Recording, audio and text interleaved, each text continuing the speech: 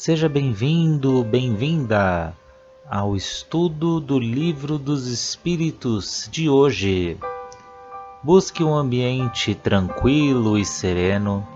Prepare o seu recipiente com água, que será magnetizado no decorrer do estudo de hoje, e fixe o pensamento em Jesus. Bons estudos!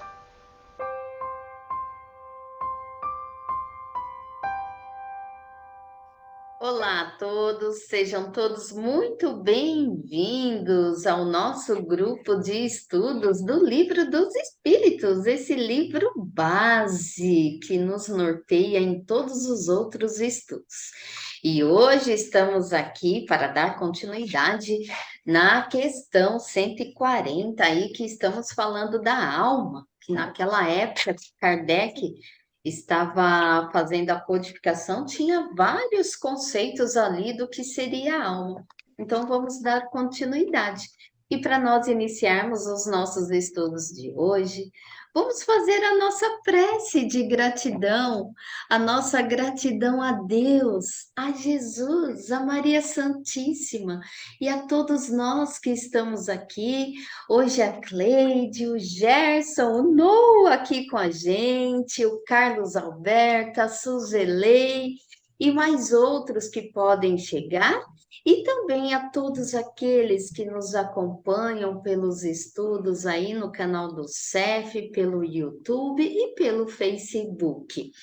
Então, assim, com essa nossa gratidão, pedimos humildemente nosso Mestre Jesus que fique conosco, nos orientando, nos direcionando acerca dos estudos de hoje, acerca do tema, e que o nosso estudo transcorra num clima de muita paz, de muito amor e de muita alegria. Então, vamos assim começar pedindo licença a toda a espiritualidade amiga que participaram da codificação e ao nosso mestre também, Allan Kardec, para adentrarmos aos estudos de hoje. Que assim seja. Então, vamos começar? Hoje eu vou começar aqui com a questão 140. Então, vamos lá. Né, Noah? Então, vamos lá, Noah. Na questão 140, a pergunta que Kardec faz é assim: que pensar da teoria da alma subdividida em tantas partes quanto são os músculos, presidindo cada uma as diferentes funções do corpo? Porque, como a gente já viu, naquela época tinha vários conceitos ali do que tinha alma, do que seria a alma. Então, Allan Kardec, ele pergunta, a alma não é um algo só ela é subdividida e cada parte da alma atuando sobre o corpo, né? Então ele quer saber se isso faz sentido, se a alma está ali em cada órgão ali do corpo humano. E os espíritos respondem: isso também depende do sentido que se atribuir à palavra alma. Se por ela se entende o fluido vital, está certo.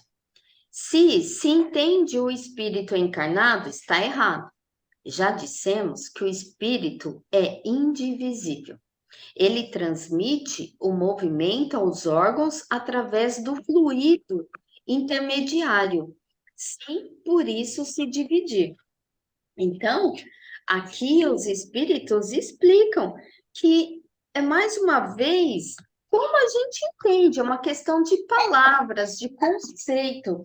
Então, depende, se a gente entender que com fluido vital, que a gente entende, porque naquela época tinha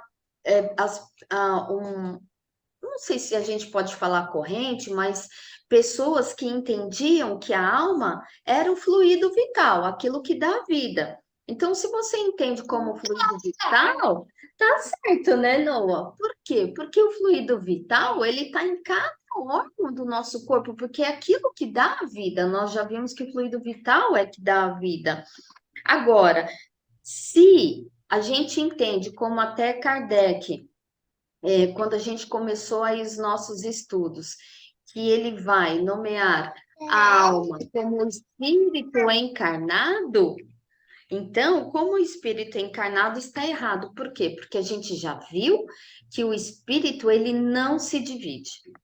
Né? Então, aqui ficou bem claro. Se você entende como fluido vital, ok. Se for como alma, como ser o espírito encarnado, não está ok. Não está correto, porque o espírito não se divide. Aí tem a 140A, que aí Kardec, não obstante, há espíritos que deram essa definição. E os espíritos responderam: os espíritos ignorantes podem tomar o efeito pela causa.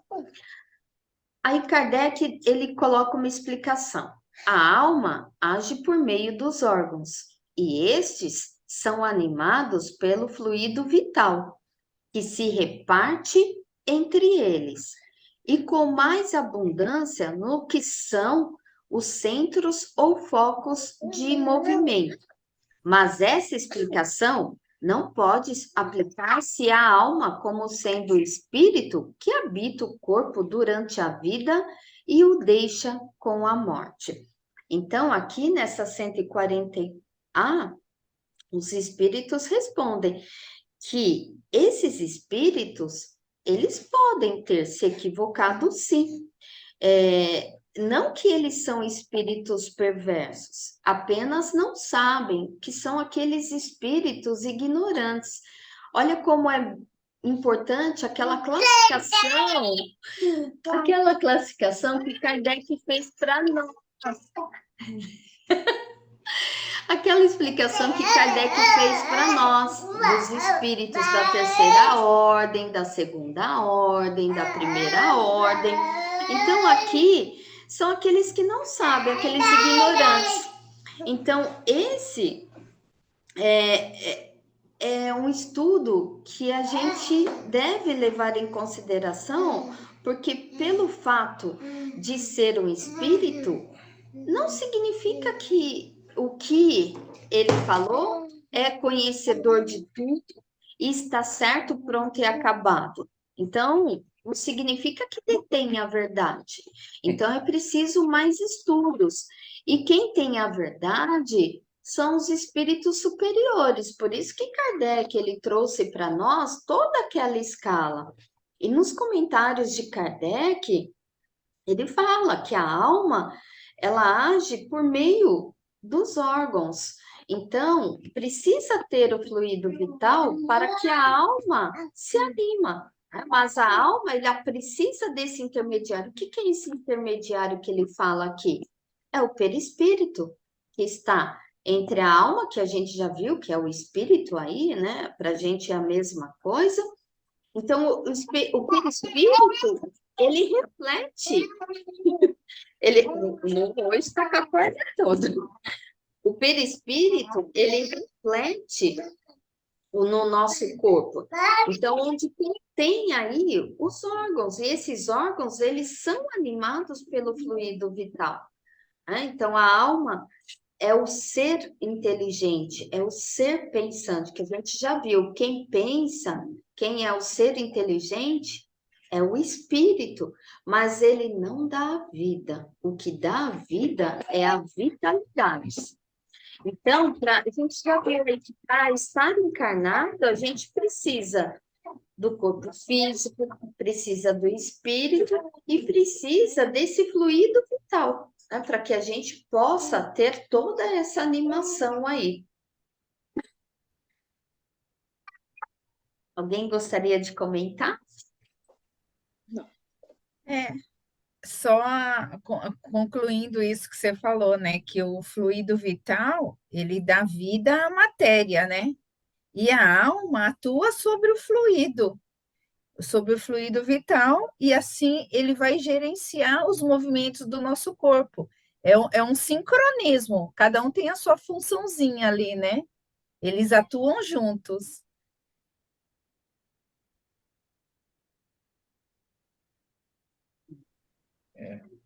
Acho que nas próximas questões a gente acaba abordando bem essa análise da Meire, né? As próximas 3, 4 questões aqui. É bom que ao compasso que a gente vai lendo, vai explicando mais, né? Mas é importante saber que não é subdividido, né? Uhum. Então vamos lá para 141. Pergunta: há alguma coisa de verdadeiro na opinião daqueles que pensam que a alma é exterior e circunda o corpo? Resposta: a alma não está aprisionada no corpo, como o pássaro numa gaiola. Ela irradia e se manifesta ao seu redor como a luz através de um globo de vidro, ou como som em torno de um centro sonoro. Nesse sentido, se pode dizer que ela é exterior, mas não é, por si, o envoltório do corpo.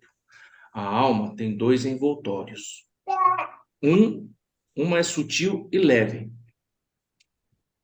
É o primeiro e que nós chamamos de perispírito. Perispírito. Outro, grosseiro, material e pesado, que é o corpo. A alma é o centro desses envoltórios, como o germe em um núcleo. Já o dissemos. Acho que a Meire explorou bem aqui no resumo dela, né? Então, aqui a orientação dos espíritos, eles separam, então, né? Nós somos a alma, somos a consciência, né? Que não tem uma forma, como a gente viu nos outros relatos aqui, falam, denominam como um formato de centelha, de chama, que na verdade é que nós ainda não descobrimos uma palavra que possa descrever qual é a forma da alma, né, dessa nossa consciência. E aí temos esse envoltório espiritual, que a Mary falou, que é o perispírito, e depois o nosso corpo físico. Eles deixam bem claro aqui essa separação de três. Essa questão 141, ela retoma aquelas questões anteriores que a gente estudou, porque aqui a gente já viu que a alma, como é explicado, ela não é presa, né? Como um passarinho que fica ali na gaiola, ela vai irradiando. E a gente já viu que tem o brilho. Então, esse brilho, essa luz, e a gente já viu também que vai depender muito da moralidade do espírito, né? Quanto mais a sua condição moral ela é mais elevada, então mais clarão, né? Mais luminoso vai ficar. E essa condição da moralidade é o que Jesus veio nos ensinar, que é aprender a amar. Quanto mais amamos, né? A gente vai se elevando aí. E essa questão, Gerson, me lembra o que Jesus, ele disse, né? Brilhe a vossa luz. Uhum. A gente, como você mesmo comentou, Meire, a gente já esmiuçou bastante sobre o perispírito, né? E a gente sabe que o perispírito, ele faz uma ligação da alma com o corpo, né? Ele, o Kardec, ele explica bem quando ele fala de um fruto, né? Então, fica bem fácil a gente saber disso, né? E assim, como eles perguntaram aqui se ele fica preso no corpo, a alma fica presa, a gente sabe que não, né? A gente sabe que à noite, quando a gente vai dormir, nosso corpo fica na cama. Até quando a gente ora, a gente fala, né? Que o nosso anjo da guarda, nossos mentores, protejam o nosso corpo aqui e que a nossa alma, nosso espírito possa ir estudar, aprender, né? A gente sabe que o corpo só fica aqui. Muitas das vezes, às vezes o espírito também fica, mas a maioria das vezes a alma se desprende, vai para a espiritualidade, vai aprender, vai visitar os entes queridos. Então, isso aí é bem fácil da gente saber, né? Porque de entender, porque a gente sabe que é dessa forma, né? A alma, quando a gente deita para dormir, a gente sabe que ela vai a espiritualidade, né? Vai estudar, vai visitar os entes queridos, né? Não é 100%, às vezes ela pode ficar ligada ao corpo, mas a gente sabe que ela vai também, né? Então ficou Quando, bem fácil isso. quando a gente pensa numa pessoa também, né? A gente projeta a nossa alma para próximo de uma outra Exato, pessoa, né? exato. Em outros estudos também, tem gente que é nem dormindo, acordado mesmo. Lembra que a É, Mary deu aquele exemplo do Barçanufo lá, né? Que ele ficava na sala de aula e ele ia ajudar as pessoas, né? Então, assim, isso aqui é bem básico mesmo. A gente já sabe que ele não fica grudado, não fica preso, né? A gente sabe que é mais ou menos livre, né? O corpo que é pesado, denso, fica aqui, né? só comentar aqui, eu achei bem interessante esse exemplo que ele deu aqui do som, né? O som se propaga através da membrana lá do alto-falante. Ela se Uhum, propaga, vai indo até onde alcança. Então, assim, ela não está necessariamente presa àquela caixa, né? Aquela é caixa verdade, irradia, mas é ela verdade. está presa no sentido que ela só sai mediante ao impulso daquela caixa de som, do alto-falante. Achei bem interessante esse exemplo. É o meio, né? E também aqui, quando ele fala, ó, é por isso que se pode dizer que ela é externa, mas não como um envoltório do corpo. A alma, né? Ele fala que tem dois envoltórios. Quando ele fala externa, é que muitas pessoas aí já confundem com a aura, né? Que aí é uma outra parte, um outro estudo.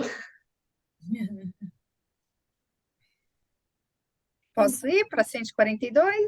Vamos? Sim, Cleide. 142. Que dizer dessa outra teoria, segundo a qual, na criança, a alma vai se completando a cada período da vida? A resposta: o espírito é apenas um inteiro na criança, é apenas um inteiro na criança, como no adulto. São os órgãos, instrumentos da manifestação da alma que se desenvolvem e se completam. Isso e ainda tomar o efeito pela causa. Essa aqui também é bem básica, né? A gente sabe que o espírito, ele não é uma coisa única, ele vem evoluindo de encarnação em encarnação. Então, o espírito, ele é uma coisa só, desde a fase inicial da criança, né? Ele não muda, ele não regride, ele é aquilo que aprendeu até ali, né?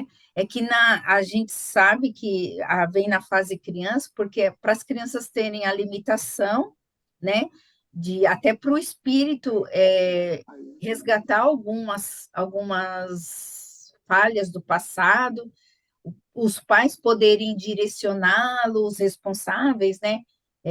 Poder direcioná-lo, ensiná-lo, né? Porque tem até uma certa fase, a criança é fácil de você direcionar ela, ensinar, né?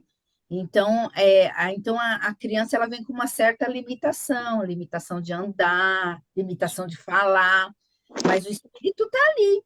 Aquele espírito, ele é ele mesmo, inteiro, com todos os aprendizados que ele teve em outras encarnações.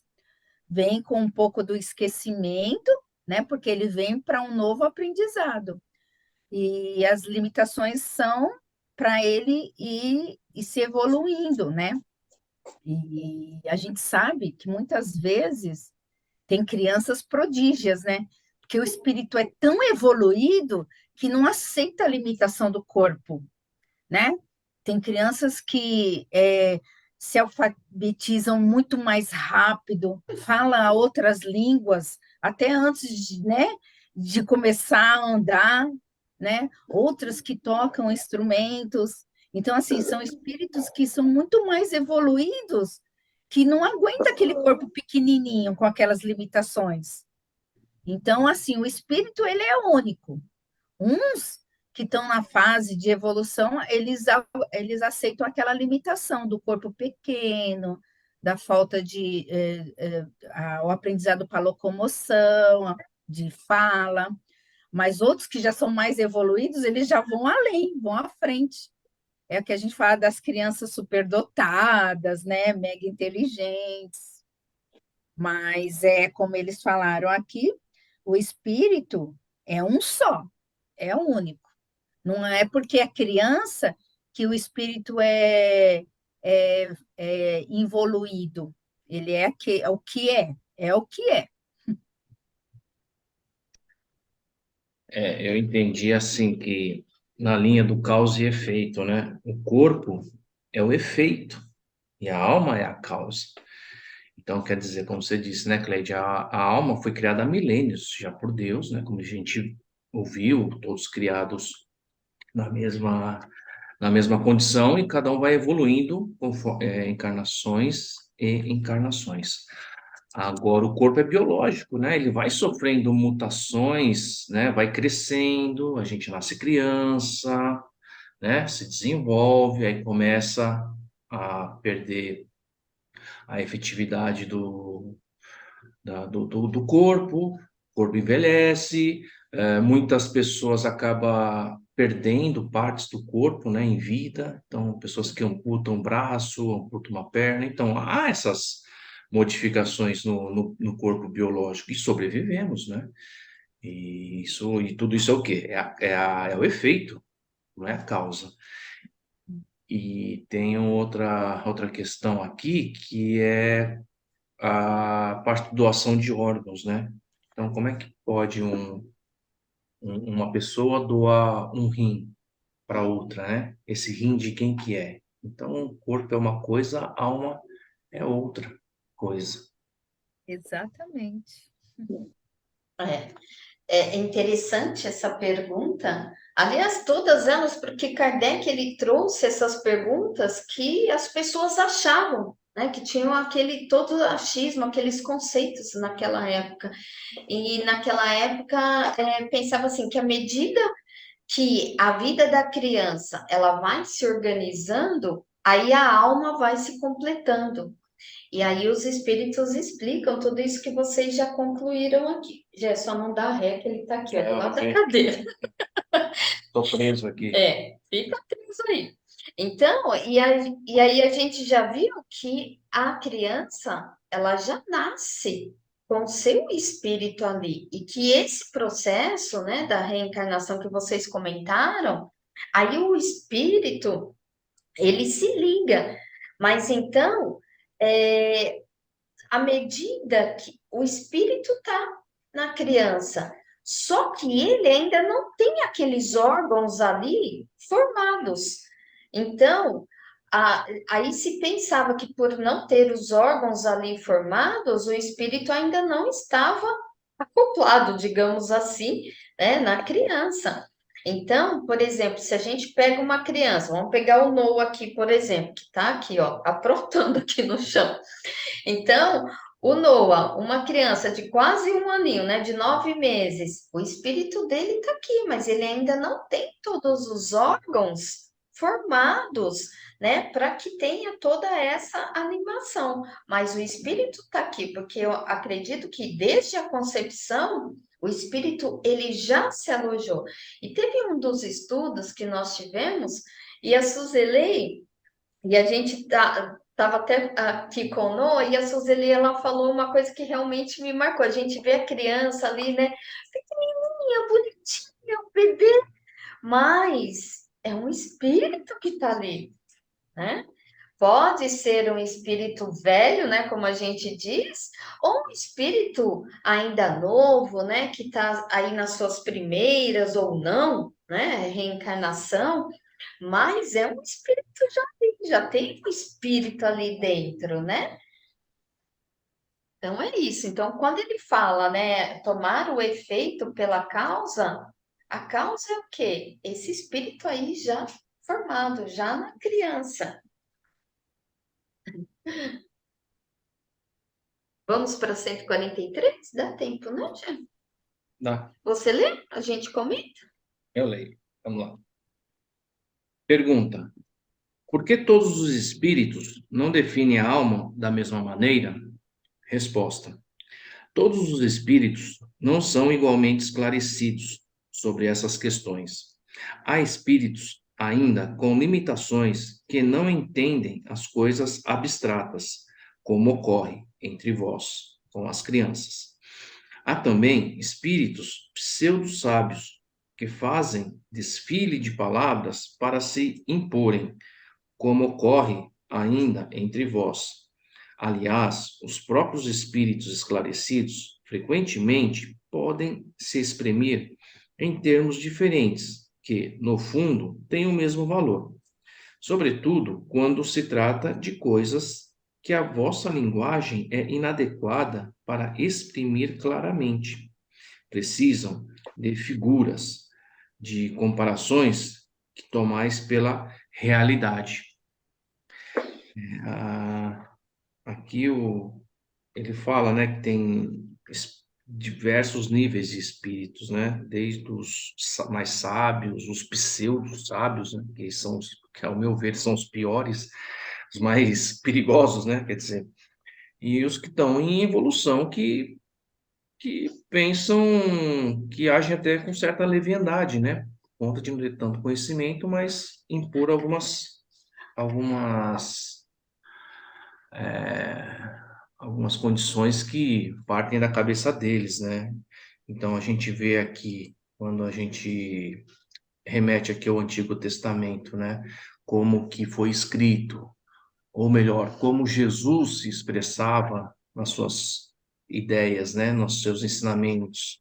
Ensinava numa linguagem apropriada para aquele momento, para aquela situação, que era por metáforas, que era a forma mais clara no momento de explicar os seus ensinamentos. E então, tem espíritos evoluídos que acabam até, de certa forma, se expressando com uma certa infantilidade, vamos por assim dizer, né? De tão figurativo, de tão didático é. E outros que são os pseudo-sábios, que falam de uma forma mais.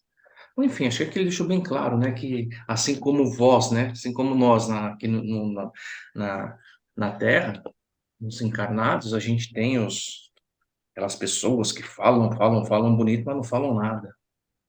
E tem aquelas que são direto ao ponto, que vai lá e fala.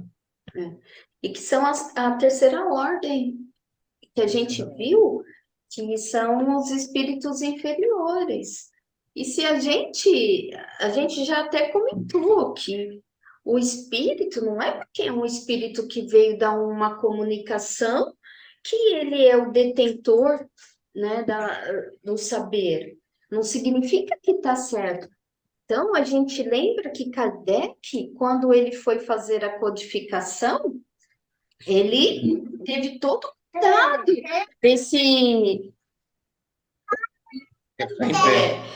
de selecionar as respostas de acordo com os espíritos superiores que deram. Então, ele teve todo esse trabalho de analisar, de selecionar, né, de trazer todo esse ensinamento para a gente. Então, por isso que ele nos colocou e nos explicou a classificação dos espíritos, porque para ele ficou mais fácil. Como saber qual resposta estava certa? Então, ele selecionava dos espíritos superiores. Então, por isso que é importante que a gente estude essas obras básicas mesmo, para que a gente tenha uma explicação mais correta, porque vem de espíritos superiores, então não é de achismo, é aquilo que é. Né? Lembrando que assim como nós, aqui encarnados, seres humanos, temos aí o nosso orgulho, o nosso egoísmo, por vezes, quando se pergunta alguma coisa, tem um certo orgulho de falar assim, de responder, eu não sei, vou pesquisar. Às vezes, acabamos dando respostas de achismo ou aquele embromation, né? Que a gente fala, aquele embromation. E tem espíritos assim também, não? Porque nós já vimos que a gente desencarna do jeito que somos. Então, às vezes, para não falar, por orgulho mesmo, falar, não sei, vou pesquisar. Então, vocês têm espíritos assim também, que não têm o conhecimento, mas falam aquilo que eles acham. Sabe, né? Tanto assim, encarnados e desencarnados. Pode nem ser por maldade, mas por não querer falar que não sabe. É verdade. E como o Gé mesmo falou, né? Existe aquela célebre frase, né? O que está em cima se assemelha ao que está embaixo. A gente vê muito essa situação aqui, né? Numa rodinha numa conversa entre as pessoas, cada um tem sua opinião. O que vai mudar a opinião de cada um é o nível de conhecimento, de estudo, de busca que cada um vai ter, né? Uns vão saber mais, porque buscaram mais, estudaram mais, outros menos, mas cada um vai ter sua opinião a respeito daquele assunto, né? E aqui eu vou falar mais uma frase que é linda, do Espírito da Verdade, né? Que foi o conselho que ele deu. Aliás, ele deu dois, né? Espíritas, instruí-vos, né? E não, a primeira é espírita, amai-vos. E a segunda, instruí-vos. Este foi o conselho do Espírito da Verdade, né? Então, a única forma da gente saber avaliar o que é certo e o que é errado, e, na verdade, o que é uma coisa e outra, é instruir, a gente se instruir, estudar mesmo, né? É isso aí. E olha só, chegamos aqui já ao final do nosso estudo de hoje. Então vamos assim agradecer a Deus, ao nosso Mestre Jesus, a todos que nos acompanharam aqui, né, Alma? Muita gratidão, que tenhamos uma excelente semana, com muito amor, com muita paz, com muita alegria e Jesus em nossos lares. E até quinta-feira que vem, com fé em Deus.